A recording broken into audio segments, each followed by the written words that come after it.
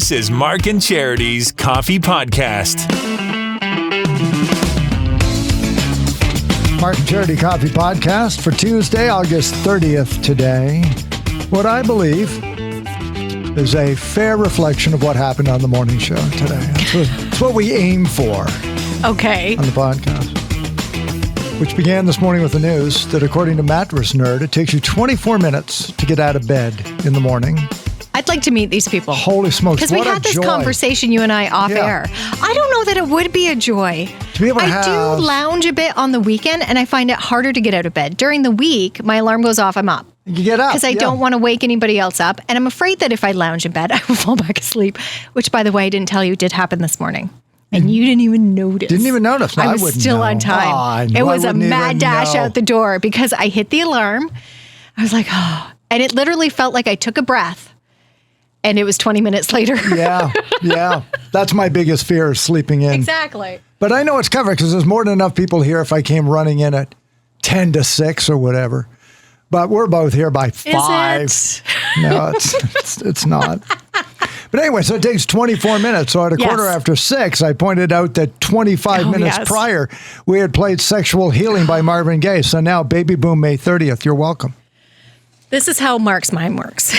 Maybe there are people that took 30 minutes to get out of bed this morning. Oh, that extra 5 minutes. With that first story. What a lucky woman you are. You know where my mind was? It's like, oh, I miss Marvin Gaye. I know. And I'm saying, how can I turn this into a Baby Boom joke? And it didn't take long. Make it slightly offside and questionable and make it a Baby Boom joke. How can I embarrass Charity without warning on the air? Which happens 3 times a show. All the time. Sorry about that. There was another, what was it? There was another, was it 7? Yes, 7 o'clock. The intro. Today's fun fact. And just before we go on, Mark turns to me and says, you're going to like this. It's right in your wheelhouse. I did this for you. This is for you. And immediately, I feel sick. Right, because you just don't know. My stomach drops. I'm like, oh, no. Is it really right? Because this could be so many things. Here it comes. Here's today's fun fact. Charity, did you know that you are twice as likely to be killed by a vending machine than a shark? But you don't see the Discovery Channel doing Vending Machine Week now, do you? That was today's fun fact. That was 7 o'clock. Thank you. That was 7 o'clock. And he did that because I like Shark Week, and I appreciate it. No, I did it because you like vending machines. Oh, okay. Leading into it, though, again, you do it in such a way. Trust me, Charity. That makes Here we me go. so nervous. Oh, my God. So nervous. But we really turned it around. We talked about how nature can make you feel better. We asked you to pop a few of those things up. And everything from lilacs to cut grass to A few more have come in, actually, too. Yeah. Just the bread. Because I said I was born and raised in Windsor, and I had no idea what air smelled like. Till you get out of it. So you laugh because you were born around here. I was raised in the country. And then I went to a boarding school in London for high school, which was out in the country. Mm-hmm. And literally, I started getting nosebleeds when I would come home. See, I find that crazy. I know. I don't know what it was. And first time I smelled like manure in the fall. They would be doing the fields, right? But it's... The nothing like when they're different. Spreading it on the fields. But in the spring, when you'd go out to a track and field, I wouldn't notice it as much at school as when I got home. It would be like, ugh, yeah, it's like, really? And they're all like, no, I don't smell anything. It's like, it's not just the smell, it's just like the texture of the air, like everything about it. It was just different. Where's the refreshing breeze that you would get out in the country that you don't get surrounded by buildings? 40%, according to research, say they feel... It relieves stress. They don't feel as anxious when they step out into nature. Over 50% say they physically feel better once they've been in nature. And part of that is the odors and just taking it in, not just seeing it, not just feeling it, but smelling it, inhaling it is good for your soul, but also your whole physical being. It's amazing what just urbanization has done the last 200 years for the human psyche, because we all lived in rural area. The whole world was rural until somebody figured out that we could build streets and cars on top of each other and then we could all live together. And look how much better we'll all be if we all live together. Because, I mean, let's face it, There are some positives to it, for sure. But we are social creatures, and the closer we live in density, we share things, and the animals leave us alone, and we survive longer. Yep. Until what, I guess. And they're saying, maybe don't spend your whole time in there. Get out there. And so everything from cut grass. I love golf course smells. I love cut grass. Cut hay. Yeah, your hay you were talking about. I love when they're doing hay. I do. I know for some it's awful, and they close their windows. My windows fly open when the farmers around us are cutting hay, because I just absolutely love it. And rain was another one that was mentioned, and today's a great day for that. Campfires, some not so much outdoors, but then we kind of got into the whole what smells do we love. So people were mentioning the smell of coffee. In fact, one woman doesn't even drink coffee. She said, but just the smell of it makes me feel better. Yeah. The smell of fresh linens off the line, bringing that smell in the house also can improve your mood and spirit, and just items like that. The smell of the sea. Now, you had said that. Water. Someone else agreed with you here. And I will admit, when we were on vacation, wow, I could have sat there all day with my toes in the water, just drinking it in. When I was much younger, and the children and I got along, we would go canoe tripping up in Algonquin. So we'd go camping for 2 weeks. Yeah. And then Steph and I, or Andrew and I, we would go north just for a night. So paddle up about 3 hours north and then paddle back. The smell on the lake, like of that, and sometimes it's kind of a pungent, fishy smell. Don't care. Yeah. There's just something. You just love it. It's natural, right? It's just that nature that. It's so good. What about favorite smells, though? What's your favorite food smell? Just talk about coffee. Mine, without a doubt, apple pie. An apple pie baking. Well, and they say, I've heard realtors say this, if you're selling your home, that apple smell or cookies. Yeah. Apple spice or chocolate chip cookies. Because it smells like home. Exactly. This is no longer a house. It's now a home. That would probably be my favorite smell, because as soon as you said that, I thought of my mom's spaghetti. Spaghetti, yeah. Okay. My mom's spaghetti. Exactly. Right. My mom's. But again, it's my mom's, I guess my mom's house would be my favorite smell. Is your favorite smell? Mm-hmm. Yeah. I'm sorry. Oh, Charity. But and we've talked about it too. It's funny how the senses do that, because much like music, when you hear it, it brings you back. It's same with smells. Mm-hmm. If there's a certain scent, what it triggers in you, not just physically, as we were just talking about how well it makes you feel, but the memories and the actual feelings you get from a certain smell. Do you know that the sense of smell is the sense closest tied to memory? Really? No, I did not. I would have voice, thought not hearing, not seeing. Smell. Wow. It is amazing when you smell something, how quickly something it triggers in your memory. It is the closest scent to memory. So it's interesting when we talk about get out there and smell stuff. It makes you feel better, because it does. Whether it takes you back to a childhood, maybe, when you're rolling around in the grass. And whatever it is. Being outside. Yeah. That's really neat. So that was our fun part of the show this morning. We had a joyful Sunday. So that was that. Or Sunday, 7 o'clock hour. We had a joyful hour. And then after 8, we all got pissed off, because here came the first annual Rage Index of Canada, put together by Polaris Strategic Insights, and it was released today. And you will no doubt have seen it, because it's everywhere on social media. But it's really interesting. It asked Canadians that we, which would be one of the last countries on the earth to consider ourselves an angry people. We're not angry. At worst, we're disappointed and possibly irritated. I love how you put your hands on your hips when you do that. We are irritated. Because I'm not happy. I'm not angry, but I'm not happy. I am borderline displeased.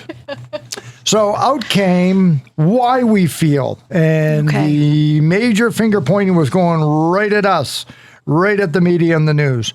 So they asked him, okay, what are you most angry about with Canada and the news? So in at number 1 with 60%. The latest stories in the news, making us angry.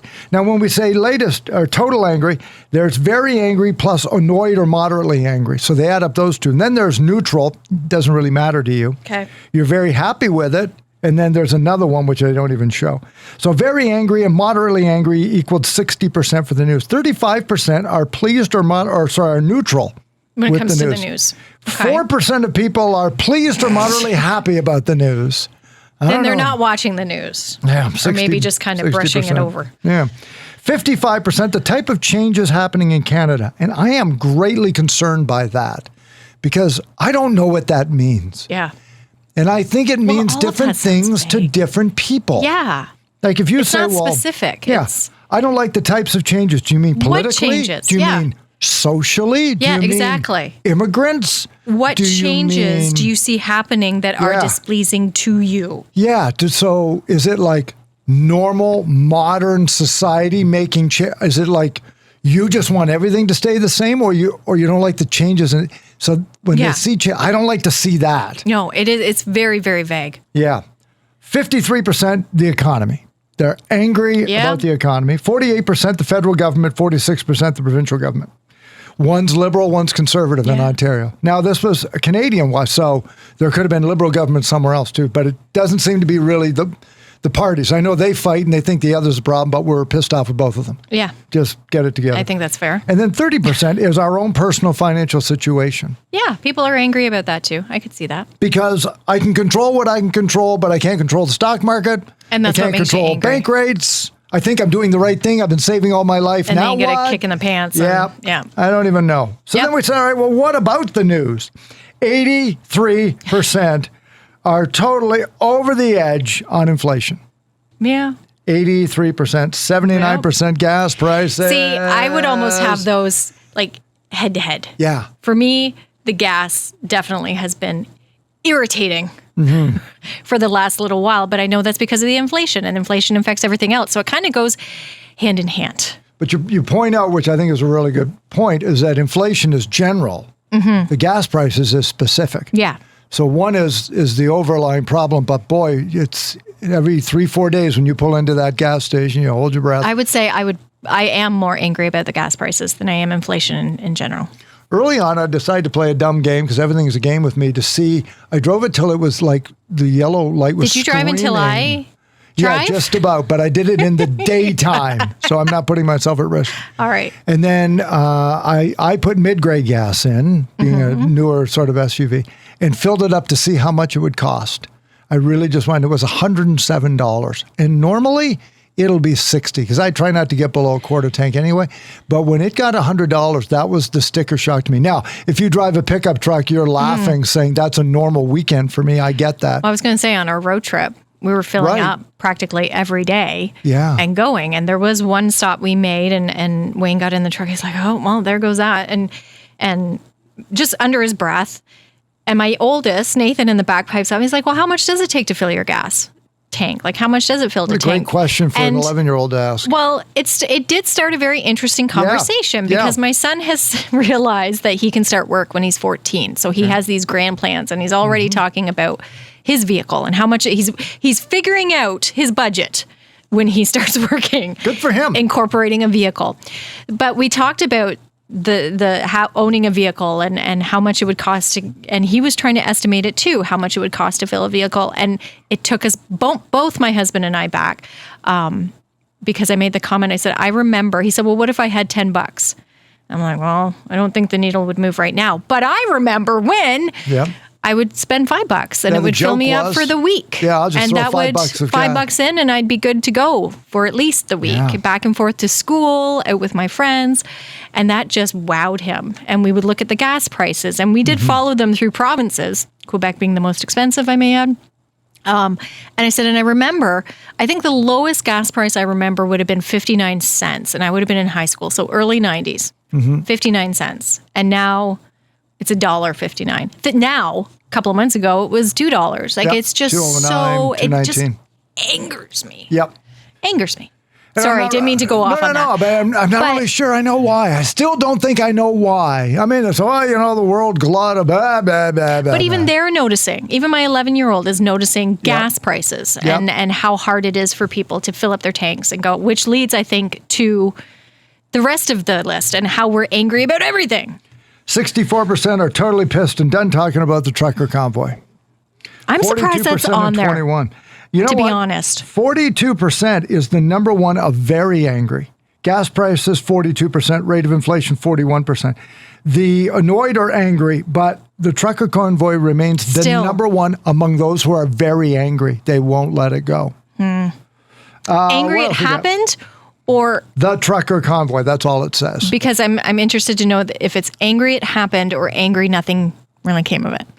Or that it seems to still dominate. I don't know. It just says the trucker convoy. But it's interesting. I'm going to jump now to 45% the lowest, which was delays with passport renewals, which was a story. Yeah. So the trucker convoy was a story that keeps...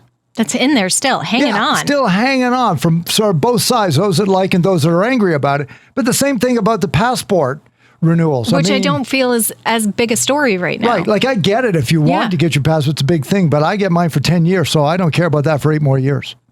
Now, I'm not saying that everybody else has to suffer, but I don't know why 45% of Canadians would be mad if really at any given time only 8 or 9% of us need it. Yeah. So again, is the rage manufactured? So we're going to keep putting it out there till you're so mad about it. Mm-hmm.